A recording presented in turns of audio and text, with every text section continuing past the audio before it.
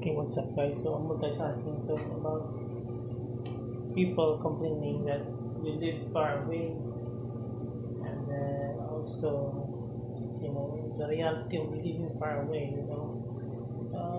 When I was in school, I had a lot of classmates that commute maybe 1 to 2 hours from the city to go home. Some do it every day. Some do it once a week.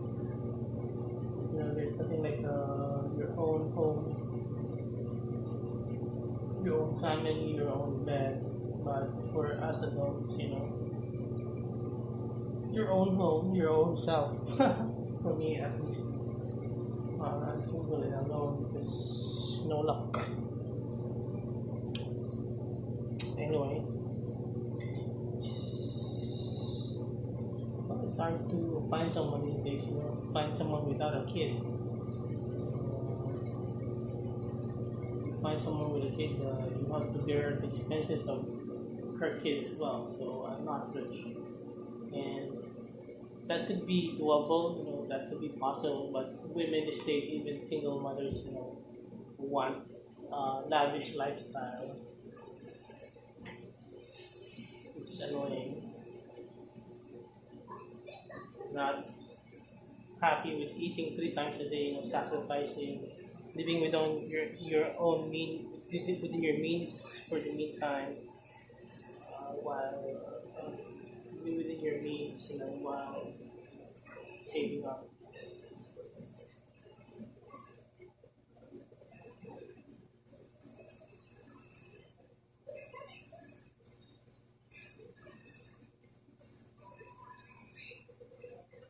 So people complaining is required. We have a point. Their jobs are in the city, schools are in the city. But there are people living out of town, commuting with 2 hours just to go home, 1 to 2 hours. For here, maybe 1 hour and a half is traffic. We got no choice, because living in the city is expensive. You can find an affordable house or affordable room. That's all you can afford. Just a room for you and your family. It's a small room.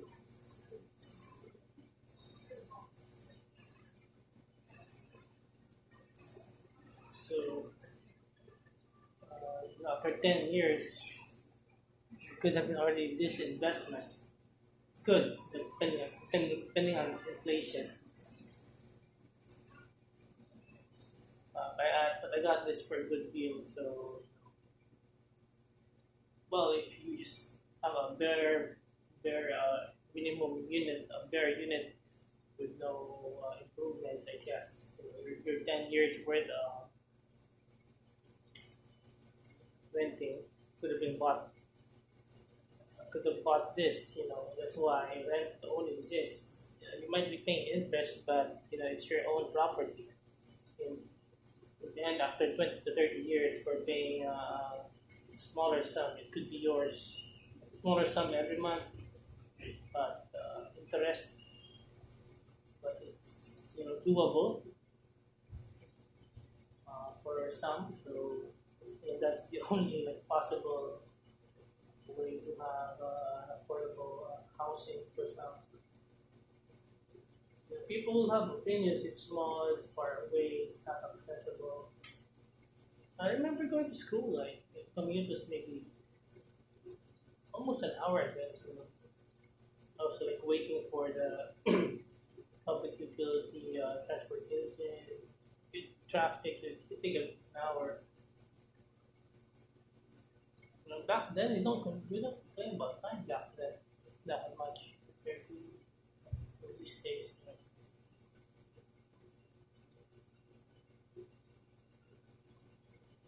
So also having second thoughts. But this is the only way I know to escape debt. Not have a monthly loan for a house, and then something happens like another pandemic, and you will go bankrupt, you lose your job. At least this one is already fully paid. No matter what happens, it's fully paid. No matter if I get injured or sick, or if I got a disease or disabled or some heavy illness, I have a roof. Even though I will go broke, bankrupt, lose electricity, I have a roof and a safe place to stay. I have a home. I think that's also quite important in my opinion.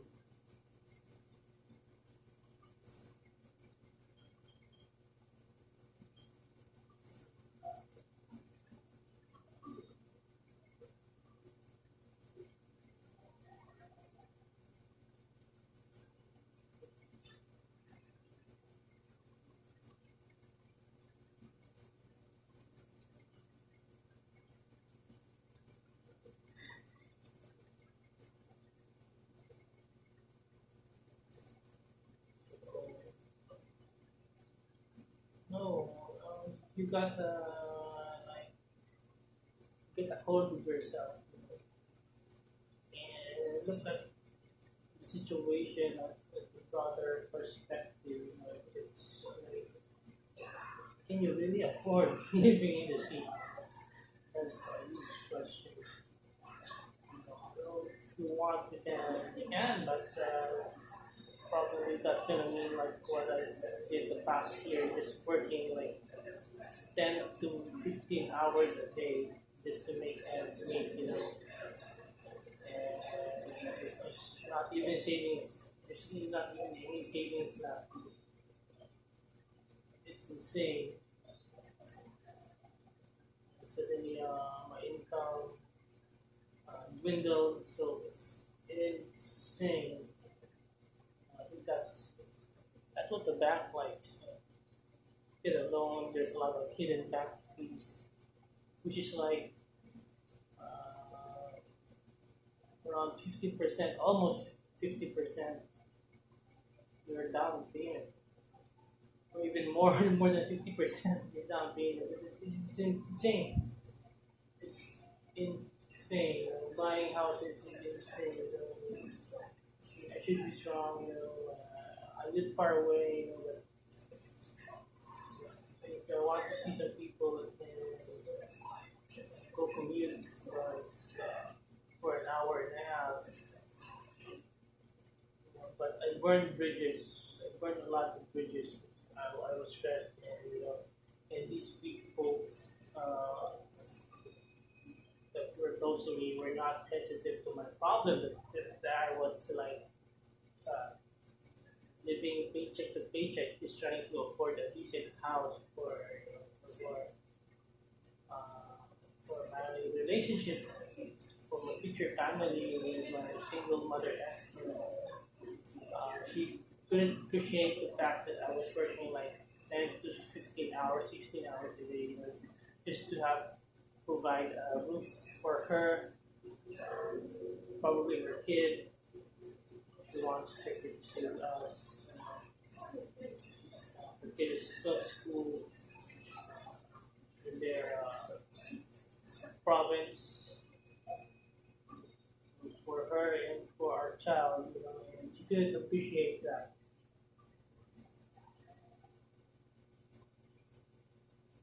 I was hospitalized maybe from the stress from trying to avoid getting my life savings forfeit and foreclosure.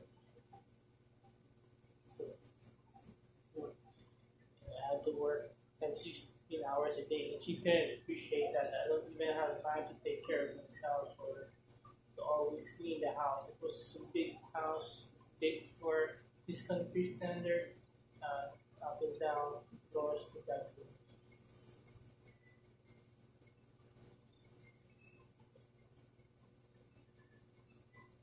But if like commuting like 20 more minutes will save me uh, from that millions of debt. And I think this is the best outcome. And then, not being required to spend all of my salary, plus income for this house amortization, monthly payment, and not have any savings, just every month, pay just paycheck to paycheck. I think being alone and feeling lonely, far away, I think that's a lot better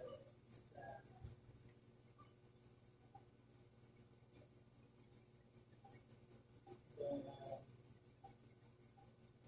having zero savings every month and then having the fear of your house, your life savings foreclosed for forfeiting or not being able to make the payments.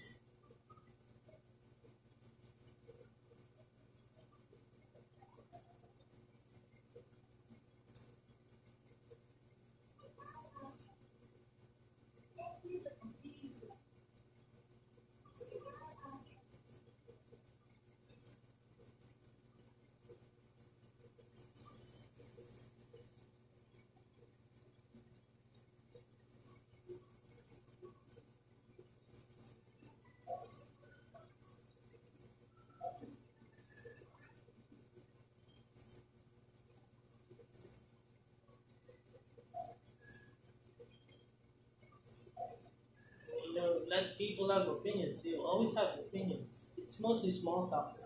It's annoying opinions. Yeah, there's people that have opinions about everything. So I don't like your house. I don't like your wife. Your house is small. You don't look fancy enough. But for those people, opinionated people. Those opinionated people are the people who are still being controlled by the system. Compared to me, I don't have a boss, I'm not an employee, so I'm not being forced by the government or my employers to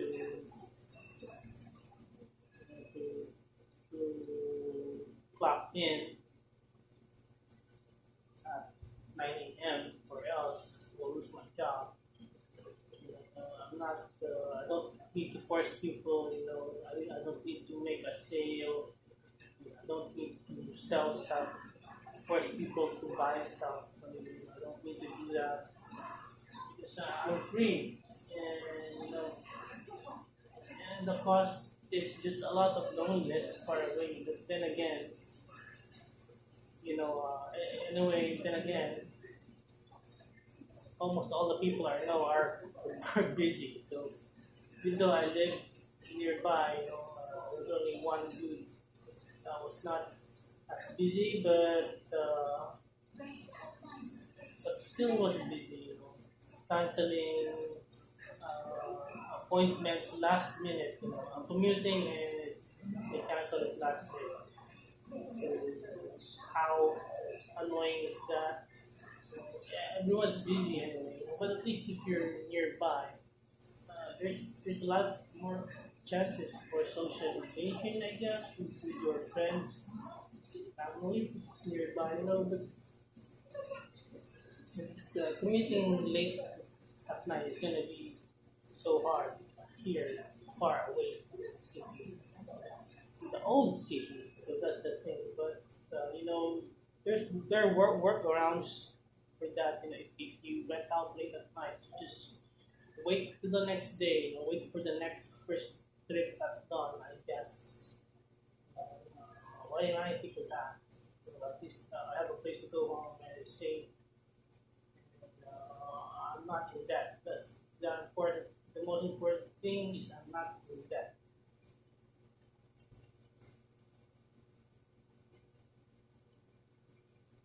That's the most important thing. So keep that in mind with the loan. Even though I was in the city renting an apartment, two bedroom big apartment, still so expensive, but still felt lonely. But I kept getting some occasional visits. But anyway, from a friend that has a car. But anyway, he already went abroad, but he keeps messaging me every day and does a video call sometimes, showing me how cool his life is and how cool the weather is there compared to here. The aircon can't handle it here. This is all I have. Maybe I should start.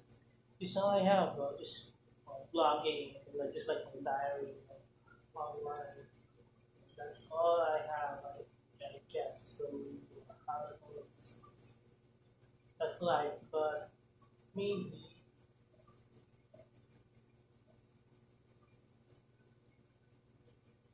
maybe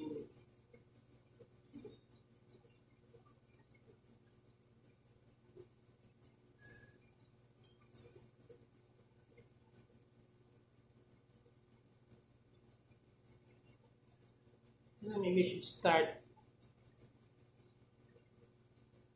building bridges again. But it's hard to do that. It's not easy. I mean, yeah, it can be done, but the hardest thing about that is that you block them for a reason because you are being annoying and toxic, and being inconsiderate of your feelings of your current situation. People just don't understand. They don't have the capacity for sympathy.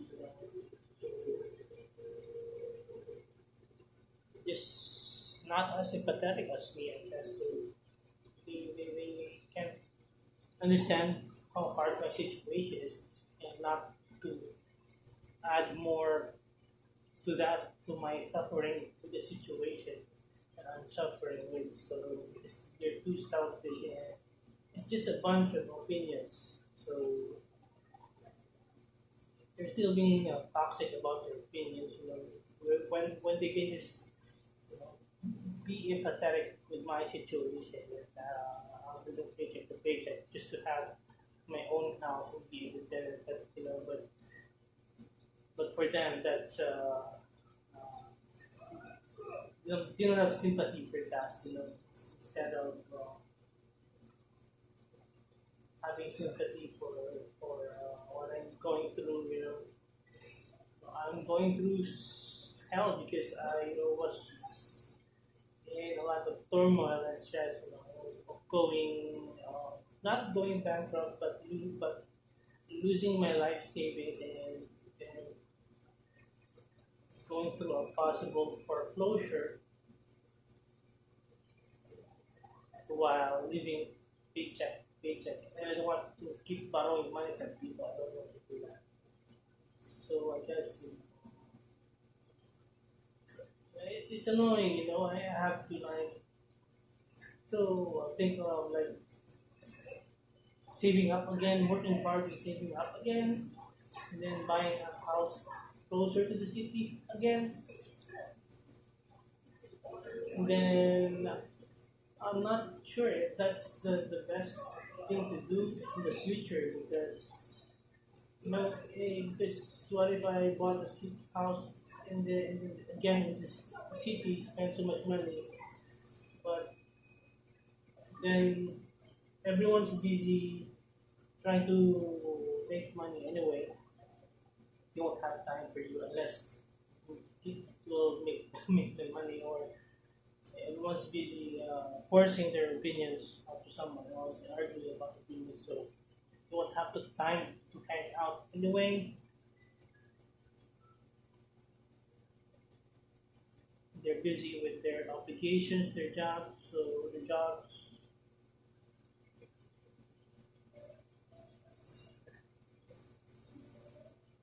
So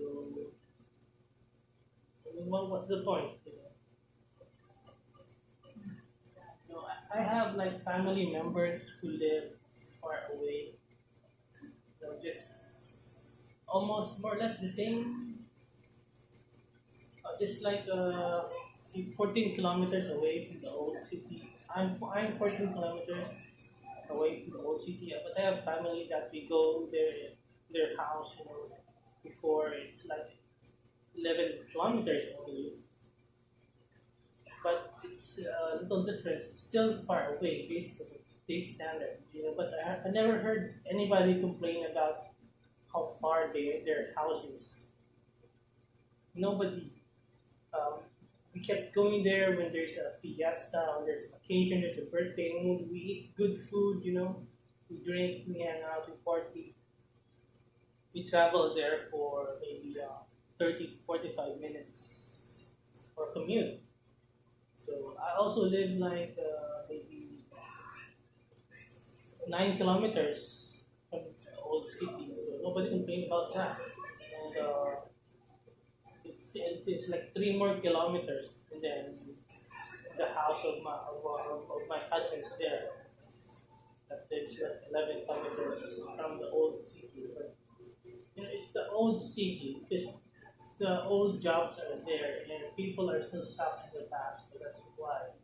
So compared to me, I'm 14 kilometers away from the old city, maybe an hour away to the old city. But to the new city, I'm like 30 minutes away.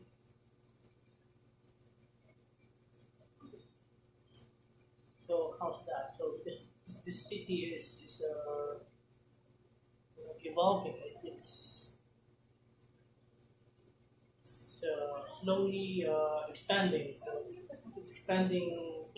If it expands, it can't no longer expand forward to the old city because then it will be water bodies of water uh, compared to expanding here. There's a lot of vacant, lot of hectares of vacant land here. That's why the city is expanding here, and the new jobs are just 30 minutes away from where I live right now, even though it feels like it's the middle of nowhere. It's more or less the same distance as my family and my cousins who live 11 kilometers away from the old city. So what's important is to shouldn't worry too much about the loneliness the further away it is because that's my situation. It's just the people who are very insensitive. Instead of being supportive, I just try to understand. That's all I can afford as a millennial. That's all I can afford. It's just all I can afford. It's far away from this. If we buy later on, I don't think millennial will be able to afford a house later on without going broke. This an hour away from the city, so we have to move out further, for a lot more affordable house. The price is gonna go up. The other subdivision, the price already went up. It's going up every month, every year.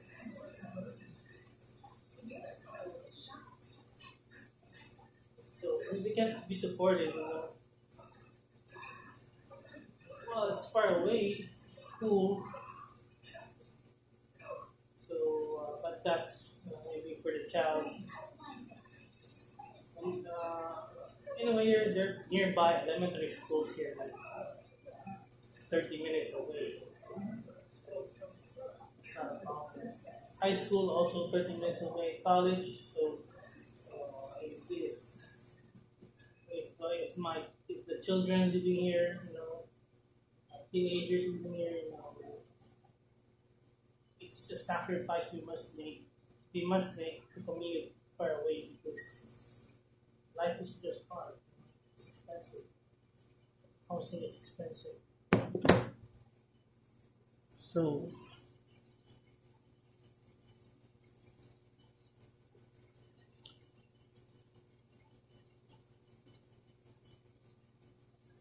so people's have an opinion because they're not in your situation. Well, maybe they like being in debt, just to be near the social life. But then again, I won't have the money anyway to go out of a regular social life anyway. Or afford it anyway. So that's it for now.